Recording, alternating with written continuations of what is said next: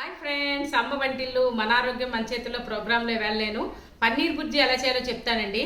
ఇది అయితే రైస్తో కానీ లేదంటే చపాతీతో కానీ రెండింటితో కూడా తీసుకుంటే చాలా బాగుంటుందండి.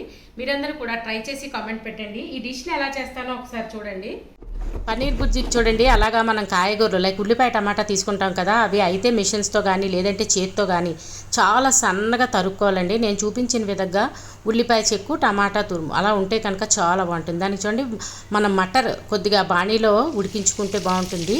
దానికి బాణీ పెట్టుకున్న తర్వాత కొద్దిగా బట్టరు అలాగే ఆయిల్ రెండు వేసుకోవాలండి. తర్వాత జీలకర్ర కొద్దిగా వేగనిచ్చి జింజర్ గార్లిక్ పేస్ట్ కూడా వేయించుకుని తరుక్కుని ఉంచుకున్నాం కదండి, ఉల్లిపాయ పచ్చిమిరపకాయ తురుము అలాగే టమాటా ఇవన్నీ కూడా వేసి చక్కగా మంచి కలర్ మారే వరకు వేయించుకోవాలండి.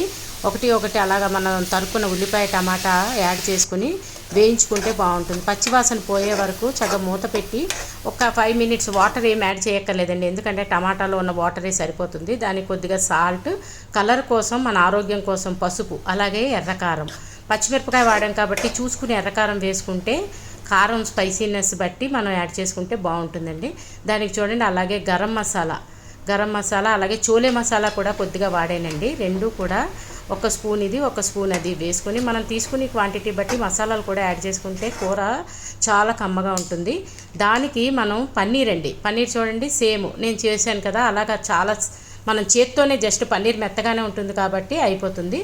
మనం ఇందాకలే ఉడికించుకుని ఉంచుకున్న మటర్ ఉంది కదండి పీస్, వాటిని కూడా వేసి కొద్దిగా మగ్గించుకున్న తర్వాత మనం పన్నీర్ని కూడా యాడ్ చేసుకుని ఇంకొక 5 మినిట్స్ వేయించుకుంటే కూర రెడీ అవుతుందండి. చాలా కమ్మగా ఉంటుంది. అయితే రైస్తో కానీ లేదంటే చపాతీ పరాటా దేంతోనైనా చాలా బాగుంటుంది. ఫ్రైడ్ రైస్కైనా ట్రై చేయండి తప్పకుండా.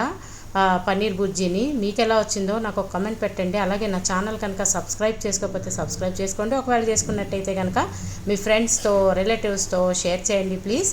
చూడండి, అలాగా మనం సర్వింగ్ బౌల్లోకి తీసుకుని చాలా వేడిగా తీసుకుంటే బాగుంటుంది. కొద్దిగా పైన బట్టరు, పచ్చి ఉల్లిపాయ ముక్కలు, కొత్తిమీర అన్నీ వేసుకుని తీసుకుంటే సూపర్గా ఉంటుందండి. మీరు ట్రై చేసి కామెంట్ పెట్టండి. Thanks for watching. ట్రై చేసి కామెంట్ పెట్టడం మర్చిపోకండి ఫ్రెండ్స్.